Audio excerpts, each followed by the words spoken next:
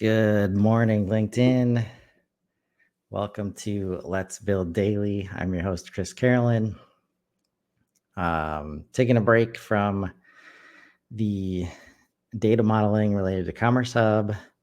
Had a special guest, Joseph Lewin, yesterday. Great conversation about building trust on LinkedIn. Saleem and I shared our announcement yesterday that he's moving on to take an opportunity, a great opportunity with an elite HubSpot partner, and I'm going to continue,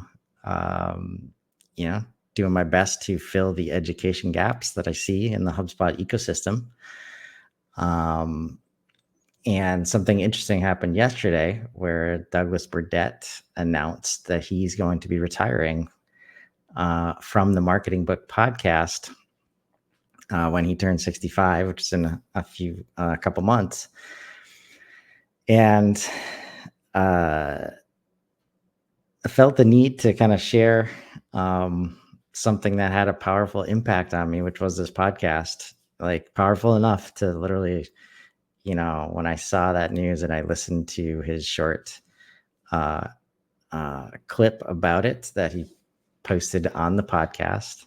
Again, that the power of building this audience, like it was very easy for him to let me know by just putting another podcast up that I get notifications for. But I literally had to hold back some emotions, some tears.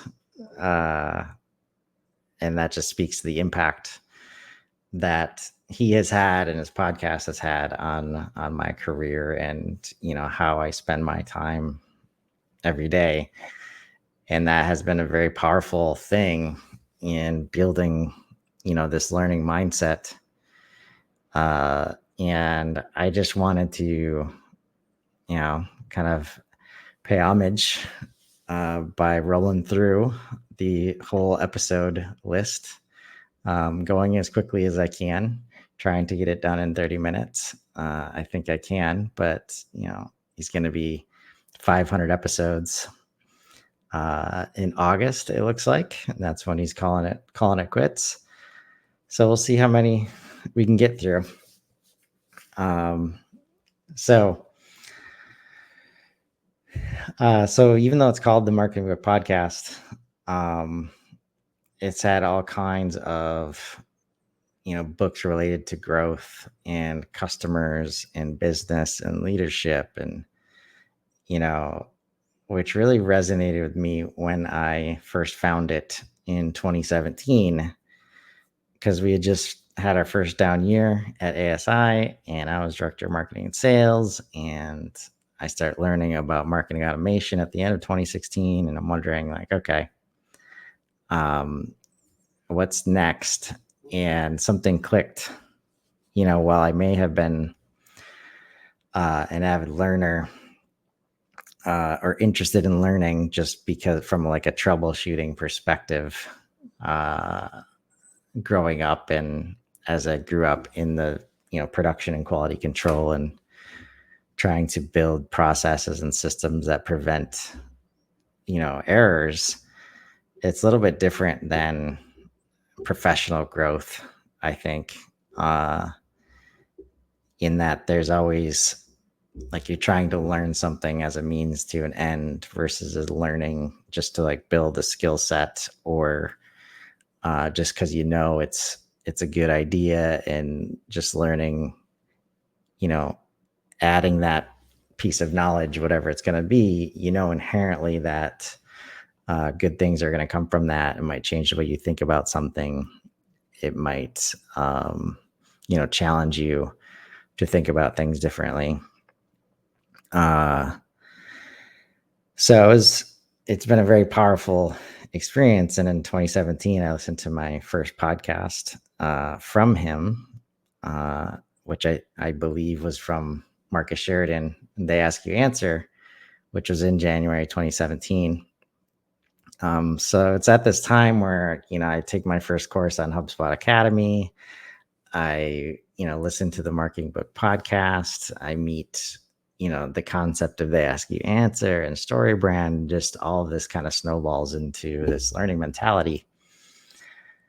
And what this show did for me was, especially, somebody with ADHD appreciates any kind of intentional or unintentional structure that can be provided by somebody else. And literally, new episode every Friday morning, I could count on that being there, between 5 a.m. and 6 a.m. Central. He was going to publish a new episode. And it's probably one of the, most habitual things that I've ever done, like in my life, as far as always making sure to trying not to miss these episodes and almost always getting them listened to by the end of the weekend. Right. So yeah, to say the least, it's had an impact. So, he's got a little intro. Welcome to the Marketing Book Podcast episode that talks about like when you start. If you're just seeing it for the first time, start with the newest episodes and work your way backwards, which I agree with. But I like to, think about context and create context where there might not be a whole lot. So I'm going to go back to the beginning because I think there's some insights. First of all, that's what I want to do and it's how I want to do it. So that's the way I'm going to do it. But there's some trends that I've always been thinking about in terms of, especially as I found myself in industrial manufacturing and started learning and listening. And now we're in 2024 and that was in 2017 and we're talking about the same things. Like, why is the message not getting through? Why, if we are talking about the same things, how have they changed in the way that we talk about them? Watching editions over time of books that have been on the show, how do they change? And I think there's a lot to be learned from that path as well, not just the content in the books, but how have they changed over time? So it started back in 2015. David Meemer Scott is one of the people that have been on the show a lot. But I'm just going to start rolling through. And just, if anybody's watching and you want to share like, oh, I read that, or, oh, that was a great listen, please, throw it in the chat. Everybody Writes is a good one that I haven't read or listened to myself, but I've gifted it to, content writers on my teams. Social Media Explained, he just came out with 3.0 recently, and he was on the show a few weeks ago talking about how things have changed. Joe Polizzi's been a comment. He was on the one last week. You saw his face as we started up. So buyer personas and so many. So like, did I go out and listen and like buy every book? No, I did not buy 400 books. My Audible is at 189 right now. But one awesome thing that he does at the end of these episodes is asks the author about any books they're currently reading and books that have impacted their career. And there's been a number of books that I've purchased and gotten value out of from the answers to those questions. Buyer personas is a common one that he recommends. So, and just again, we're back in 2015, 2016, and these topics like evergreen content, defining your personal brand here with reinventing you, like we're still talking about that stuff. So like it shouldn't be hard. Like I wouldn't think it's hard to understand like why something like this, could have a big impact. But this is probably like if you if you have a walk or a routine where you can listen to something, maybe in the car or during the workout, I mean, this has got to be one of the easiest ways to learn something on a weekly basis, right? Um, and it's a podcast I've recommended so often. One of the hard things that I couldn't ever do was, making it kind of a staple within my teams, like making space for it to say, "Hey, we're all going to learn this together," or you're expected to listen to it, and then we'll talk about it. So it's an interesting dynamic, and I think it speaks to, when you're building teams, I'd say one of the most important aspects you can look for is this never stop learning mentality, this learning mindset. Because really, if you have to force people to learn, um, or to to include this kind of in their toolbox, it's not something like you can will on them, right? It's very hard to, uh, like you really can't. You just can't force it on them. And some people are going to be readers. Not everybody likes to listen.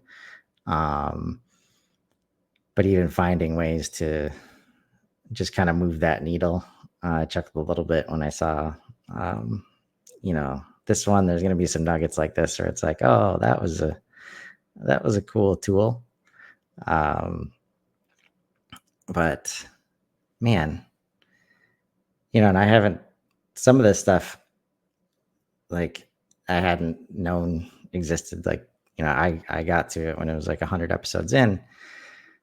But think about this, like, um, turning your business network into process. This is like 8 years ago, right? And we're talking about near bound and surround bound. And like, yeah, networking is still a good thing. That's why LinkedIn is powerful. Why are we still having to explain this to people? Right. So so the book is itself is one layer. Then the show that he interviews people on is another layer. And then communicating that, because he only has a finite number of people in the audience. So that's, a lot of the reason why I started, you know, this show is like most of the battle is just getting the word out, right? It's creating awareness that this stuff exists. This first official HubSpot sighting on the podcast with this, marketing lessons from the Grateful Dead from David Meerman Scott and Brian Halligan. But the challenge and this is why I'm less, and maybe, I doubt it honestly, but maybe I'm going to start to see it more from the creator side of things. But this is why I'm less worried about AI in terms of, or I want to be less worried about AI in terms of copyright infringement and copying and like,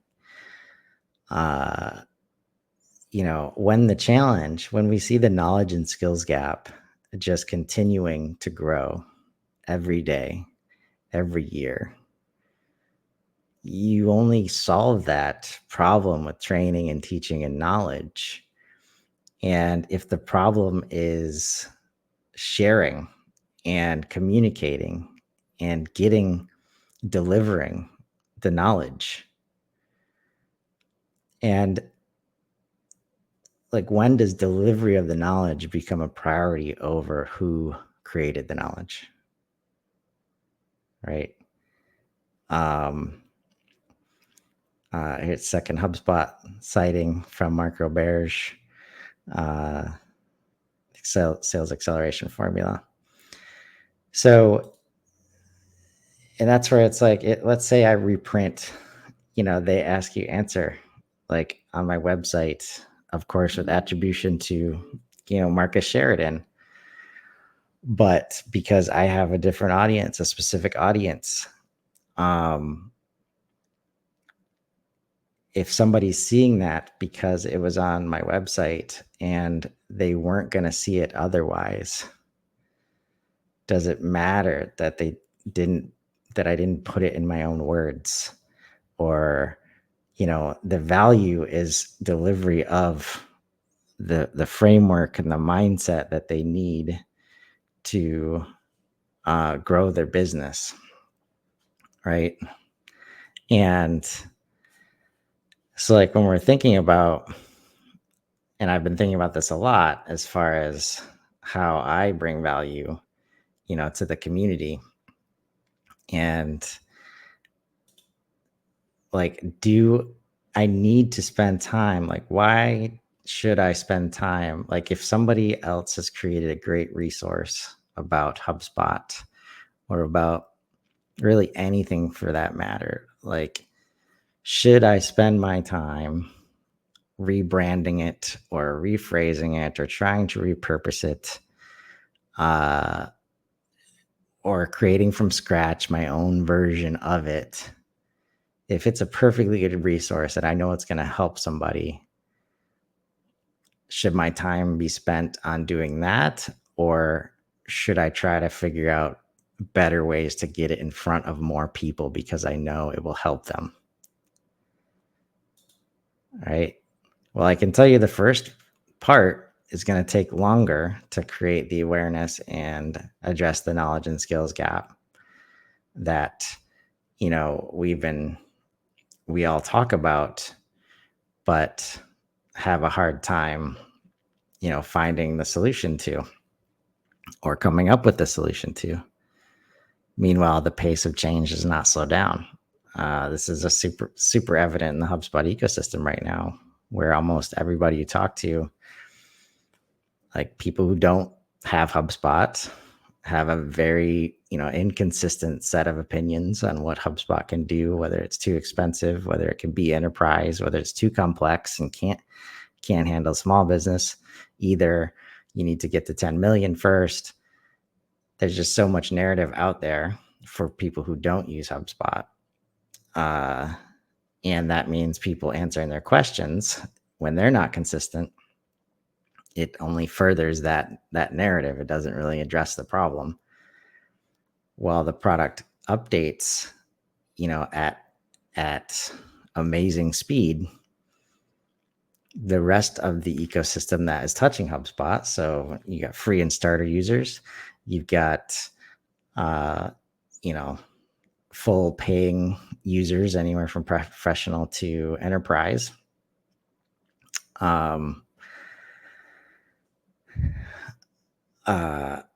You've got partners, you've got solution partners, you've got app partners, and you've got HubSpotters themselves. And almost everybody is talking about how overwhelmed they are about lack of knowledge of the product and keeping up with product updates.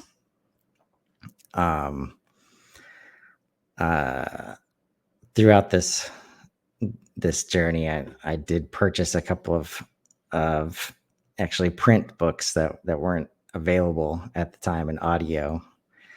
I did. This was one of them, so I have it on my shelf. But most of the time, it's hard to get myself to read, right? I do this stuff while walking and running and, driving. So audio is my go-to. So it's always a little bit sad when I, really like the interview and then it's not available in audio.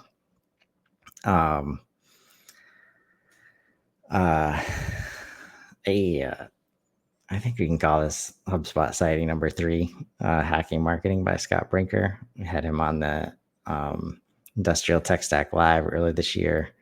Godfather of Martech. So yeah, this problem of knowledge and skills, this is where, like, as somebody creating teams and building teams, it would be nice to be able to just say, hey, every Friday, I want you to change up your routine a little bit. This podcast comes on gets published at 5 a.m. And if you listen to it, I know that you will benefit. I know that the team will benefit. I know that the organization, will benefit by that growing knowledge. And I'd say some people will jump on that because some people do have routines and they just need a little point, in the right direction to, uh, to help them like kind of feed that need in a more intentional way. Right. And as we roll through this, it's probably hard to see a lot of intention, from something called the Marketing Book Podcast. And we see like ego is the enemy, uh, which is where you quickly, like, once you engage, um, it's about creating a well-rounded marketer at the end of the day. And I think the most well-rounded marketers understand how the rest of the business works. Not only sales, but um, the whole, from a leadership perspective down to the stakeholders and the tactics across the customer-facing teams. I don't think there was a lot of back office stuff on here, but understanding the language of accounting and CFOs is super helpful. And that is talked about in a lot of these interviews. But that's, that was my takeaway. It's like, and why you find yourself in challenging situations if you are a marketing leader coming into an organization, you don't really see this mindset in other places, and you're asked to bring change. And, while I saw opportunity, you quickly realize like, oh man, there's no path. Like if I can't get people learning, if there's no learning culture and we don't have good processes in place, there's no change management, we don't have internal communications, like how are you supposed to do this? You literally can't get your job done. So if I ever were to, go back into a W-2, I would be very mindful during the process of highlighting, like, do you have an internal communication plan? What is the learning culture like? Is there a training program? Things like this. I'll say Persuasion and, Influence from Robert Cialdini, probably two of the most impactful books that I've listened to. Highly recommend. But yeah, it's just very hard to move forward in an organization when everybody's been doing things for a long time and there's no will to learn. There's not a lot of open-mindedness that we might need to do things differently. And we saw that last book about storytelling, and another common topic that we're still talking about. We've been talking about for a long time, and yet we still see companies that aren't good at telling their story. So yeah, this has been, super impactful. And I think we're about to the spot where I started, listening, because I started listening and then I looked at the whole 100 episode list. And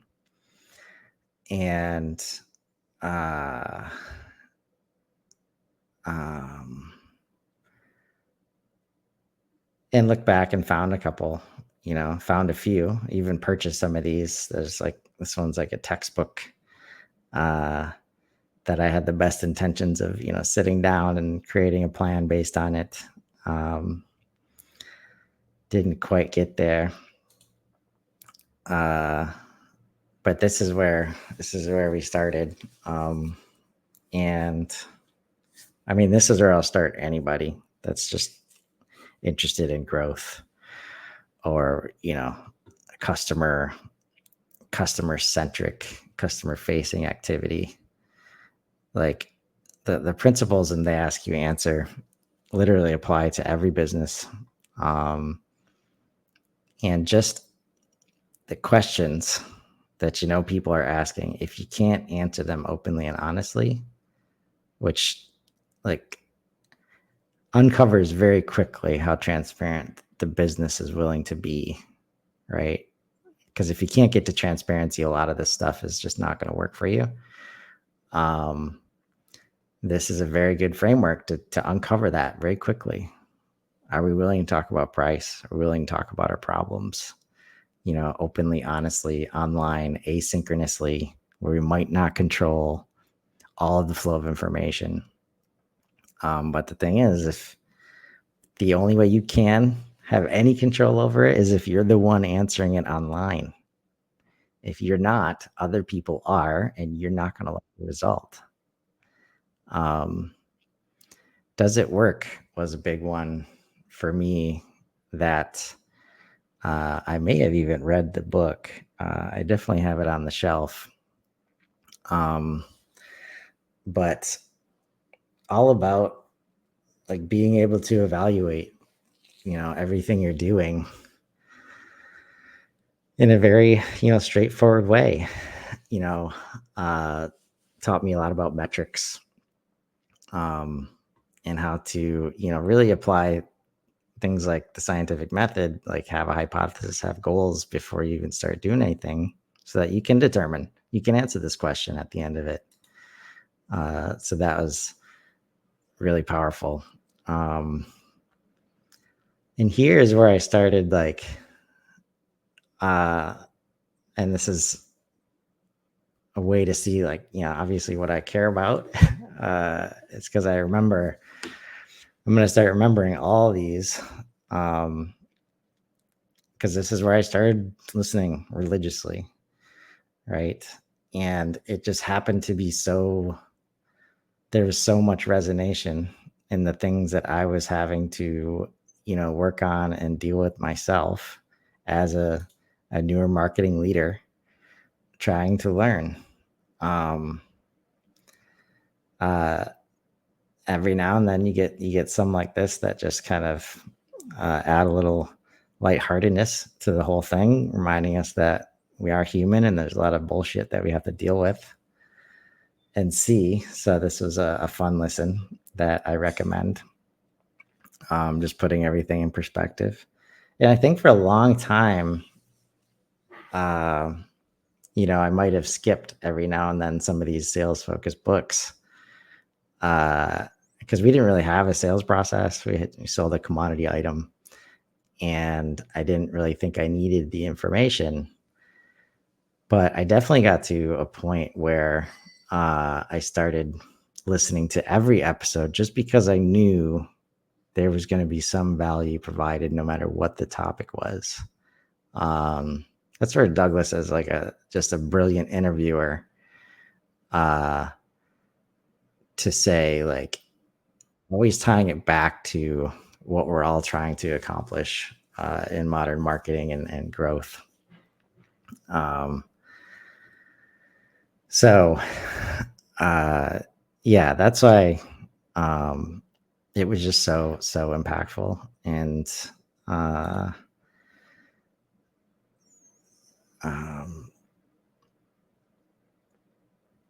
yeah, I mean, maybe I was lying. I don't remember a lot of these. Maybe I got my fill and was focused on learning from the books themselves.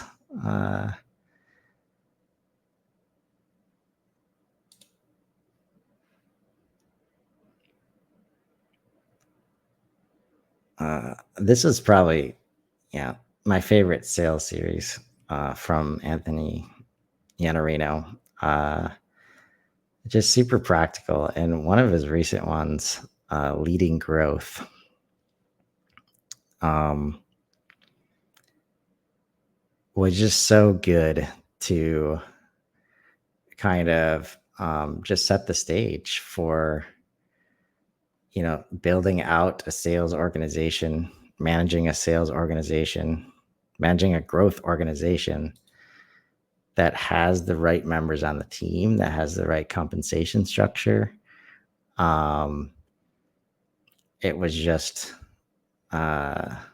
super impactful, and that's a sales from the sales perspective. But all these things start to to pull together because none of them work without the other thing. Like, I think that's the key that we get to. And clearly, this was the first new way to market for manufacturing. It's the first manufacturing focused book that was on the show. Really impactful for me. Artificial intelligence for marketing. I did not think we would get to AI this quickly. But I'm going to bookmark that for listening, just to hear like how either prescient or off the mark this guy was.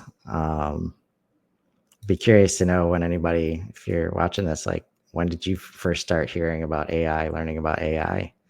Can you remember that? Because we've come a long way since then.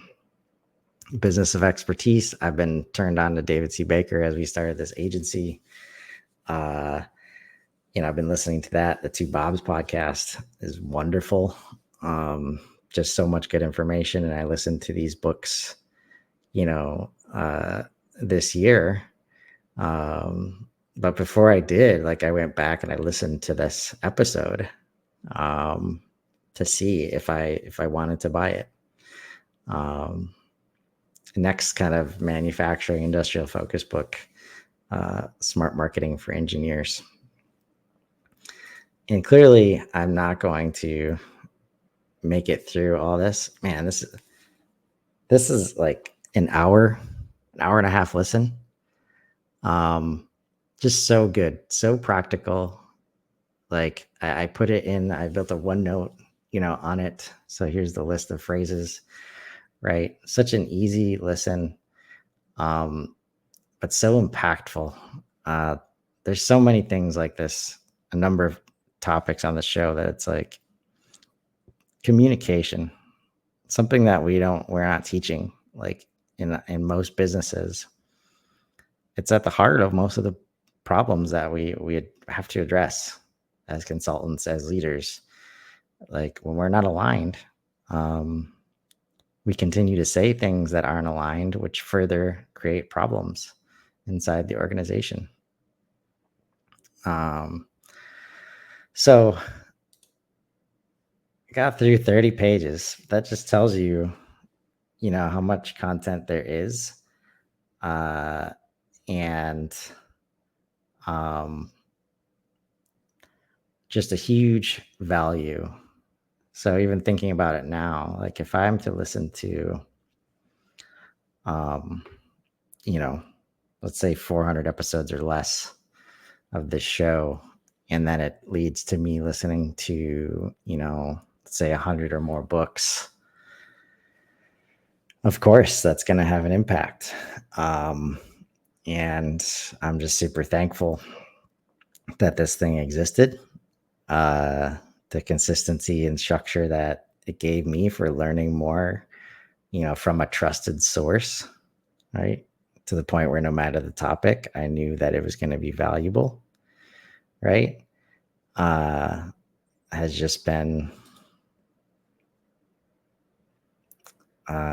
super meaningful. And it's sad to think that this will be ending. And I just finished this one, man. God, this was powerful. If you're a customer facing employee, team member, and you don't like it when you hear things like MQL and SQL, and the customer life cycle doesn't make sense to you as your organization, wants to deliver it, this was an amazing lesson.